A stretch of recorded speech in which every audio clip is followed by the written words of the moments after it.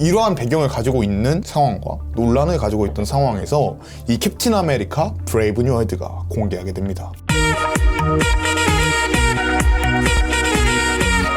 자, 오늘은 캡틴 아메리카 브레이브 뉴 월드 리뷰를 해보려고 합니다. 너무 재밌게 봐가지고 여러분들께 한번 소개하고자 이렇게 갖고 왔고, 많은 논란과 기대 속에서 개봉했던 영화죠. 여러 번 재촬영을 하기도 하였고, 또 예고편도 사실 너무 많이 나왔어요. 같은 내용이지만 같은 내용이지 않게 편집을 해가지고 예고편이 계속 여러 번 나왔었기 때문에 사실 기대도 많이 되고 걱정도 많이 됐던 그런 캡틴 아메리카 브레이브 뉴 월드를 가지고 와봤습니다. 본 영상은 이제 캡틴 아메리카 브레이브 뉴 월드의 내용을 스포하고 있기 때문에 주의해서 보시길 바랍니다.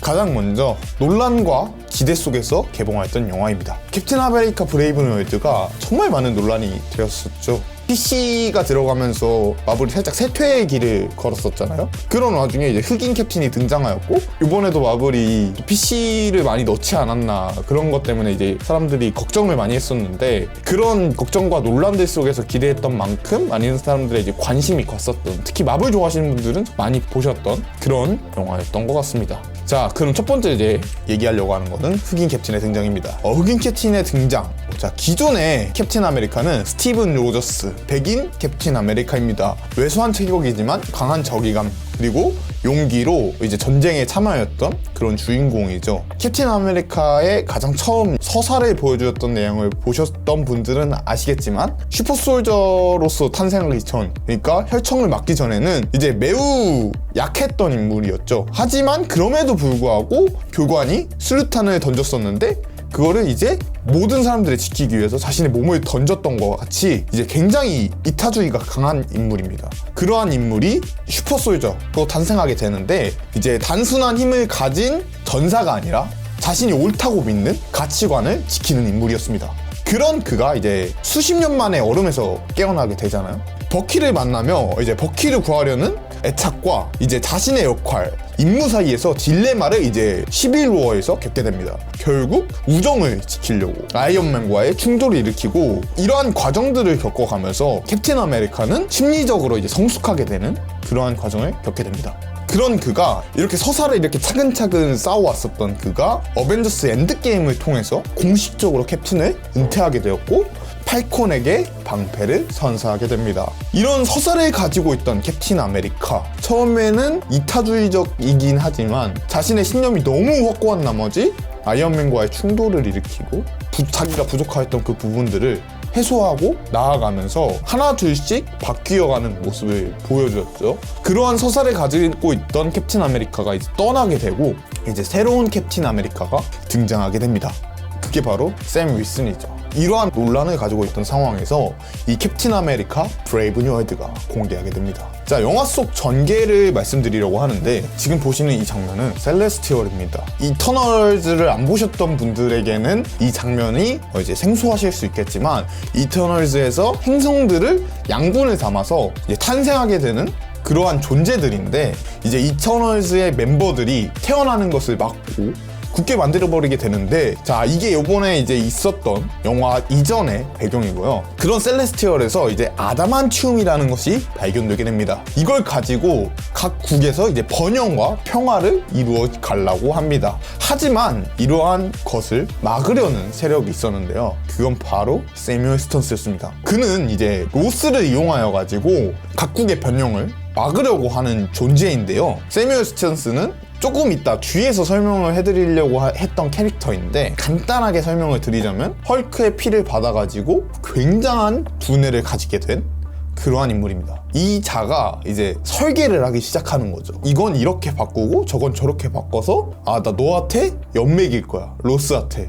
이제 로스에게 이제 레드 헐크가 될 수 있는 부분을 심어놓게 됩니다. 그러면서 로스는 이제 레드 헐크화를 하게 되고, 캡틴은 이러한 위기 상황인데 평화협정을 맺으려고 했던 상황에서 세뮤얼 스탄스가 등장해서 이 평화를 깨트리려고 하고 각국의 협정을 깨트리려고 하는데, 그런 것들을 막고 해결해 나아가는 그러한 과정을 겪는 영화입니다.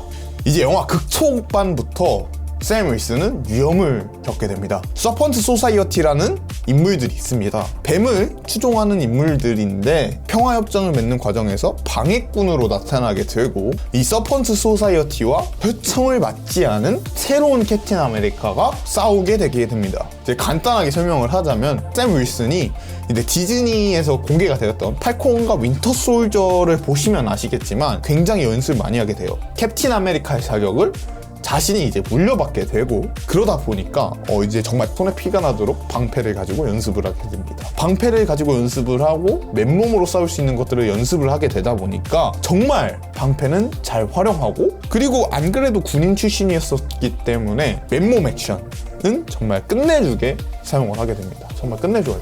이 맨몸 액션은 진짜 인정을 합니다. 하지만 단점이 있죠. 캡틴 아메리카 그러니까 샘 윌슨은 아직 혈청을 맞지 않은 인물입니다. 그러다 보니까 캡틴 아메리카는 그래도 이제 육체 싸움에서는 물론 이제 여기 긁히고 살짝 피 나고 하는 정도였지만 샘 윌슨은 그 정도 수준이 아니라 칼에 맞고 또는 무기에 맞고 피가 나면서 많이 힘들어해요. 이제 겨우겨우 악당을 물리치는 모습을 보여줍니다. 그리고 새로운 캡틴 아메리카는 기존의 이제 스티븐 로저스와 다르게 상당히 다른 액션씬을 보여줍니다. 좀 더 현실적이랄까요? 또 그 혈청을 안 맞았던 것 때문에 샘 윌슨은 왜 나한테 캡틴 아메리카 넘겨줬을까? 이러한 스스로 비판을 많이 하게 되죠. 중반부부터는 셀레스티얼이 있는 장소가 많이 나오게 되는데요. 제트팩을 이용한 이제 화려한 액션씬을 보여주게 됩니다. 이제 미국, 일본 각 국들이 이제 셀레스티얼의 아담한티움을 차지하기 위해서 전함들을 이렇게 보내게 되고 또한 이제 세뮤얼 스턴스가 머리가 엄청나게 뛰어난 인물이라고 했잖아요. 어떠한 음악을 이용해서 딱 그 음악을 틀면은 그 사람이 확 변하게 됩니다. 확 변해서 이제 세뮤얼 스턴스가 명령을 시킨 대로 일을 하게 되는데 이제 전투기를 조종하는 인물들이 그런 걸 당한 거예요. 영화에서는 일본군의 전함을 공격하러 갑니다. 공격하러 가는데 전투기를 상대해야 되는데 어떻게 하겠어요? 당연히 공중신이 투입이 되게 되겠죠. 또한 영화 내에서 호아킨이라는 팔콘의 후계자 뉴 팔콘이죠. 뉴 팔콘 호아킨이 등장을 하면서 새로 등장한 캡틴 아메리카 이제 샘 윌슨과 새로운 팔콘 이제 호아킨이 함께 출격을 하게 됩니다. 미국의 전투기를 몰고 간 세뮤얼 스턴스의 악당이 일본 군함을 파괴하기 위해서 보낸 전투기들을 막기 위해서 호아킨과 이제 캡틴 아메리카가 출격을 하게 됐는데 캡틴 아메리카는 와칸다에서 지원을 받았던 비브라늄으로 만들어진 슈트를 가지고 활동하게 되고 호아킨은 기존에 있던 팔콘이 쓰던 장비들을 지원을 받아서 이제 운용을 하게 됩니다. 정말 제트팩을 이용해서 날아다니면서 싸우는데 호아킨은 이제 새로운 팔콘이잖아요. 그러다 보니까 이제 공중전에 이제 익숙하지 않은 모습을 보여주고 반대로 샘 윌슨은 기존부터 제트팩을 이용한 싸움이 많았기 때문에 비브라늄으로 만들어진 슈트이다 보니까 그 날개를 활용하면서 전투기를 파괴하고 막아내는 그러한 장면들을 보여주고 또한 여기서 제가 주목할 점은 방패와 슈트를 이용한 액션씬이었습니다. 그런데 이제 호아킨이 이제 다치는 일이 발생을 해요. 아까 앞전에서 영화 내내 이제 혈청을 원한다고 말씀을 드렸잖아요, 샘 윌슨이. 물론 이제 막아내긴 하였지만 굉장히 호아킨도 크게 다치고 샘 윌슨 자신도 다친 상태로 움직이게 돼요. 그러면서 이거는 자신이 감당하지 못하는 일이다. 왜 방패를 나한테 주었냐, 캡틴 아메리카가 스스로를 비판하는 일을 버키에게 이야기하게 됩니다. 하지만 이제 버키가 말 한마디를 해줘요. 캡틴 아메리카가 너에게 너의 힘이 뛰어나서 방패를 준 게 아니다. 너 자신이 해낼 수 있다라는 믿음, 이런 것들을 보고 너에게 방패를 준 것이다 라고 이야기합니다. 자, 이런 부분들을 보면은 참 빌드업을 잘 쌓아가는 것 같아요. 기존의 팔콘으로 보여주었던 모습들도 잘 활용을 하죠. 제가 아까 말씀드렸던 제트팩으로 이용한 액션과 함께 플러스로 캡틴 아메리카의 서사를 추가한다라는 느낌을 정말 강력하게 받았습니다. 자, 이제 후반부의 샘 윌슨에 대해서 말씀을 드릴 건데요. 샘 윌슨은 이제 혈청을 맞지 않은 상태로 레드헐크를 상대하게 됩니다. 아무리 비브라늄 슈트를 가지고 있다라고 해도 너무 강력한 압도적인 화력을 보여줍니다. 어벤져스를 통해서 보여줬던 헐크의 모습이 어떻습니까? 맨손으로 이제 외계 함대를 부수고 그러한 모습을 보여줬는데 그 정도의 파워를 샘 윌슨에게도 똑같이 사용합니다. 레드헐크가. 이거 비브라늄으로 만들어줬으니까 그 에너지 흡수했다가 공격하는 거 아니야? 라고 하는데 슈트도 약간 버거워하는 모습을 보여줘요. 그러면서 이거 살짝 위험한데? 하는 것을 느꼈지만 그럼에도 이제 샘 윌슨은 그간의 이제 지식들, 자기가 어떻게 이 제트팩을 활용하고 방패를 활용하고 싸워왔던 전투 경험들이 있기 때문에 이 모든 받았던 에너지를 응축시켜서 한 번의 기회, 그 한 번의 기회를 통해서 계속 맞던 샘 윌슨이 정말 큰 한 방을 레드헐크한테 먹입니다. 그러면서 샘 윌슨만의 노련미, 전투미 이것들을 다 챙겨갔던 영화였던 것 같아요. 하지만 그럼에도 불구하고 레드헐크는 레드헐크였습니다. 근데 이제 어떻게 이런 것들이 해결이 되었냐는 이제 그 다음 장면에서 여러분들에게 소개시켜드리려고 합니다.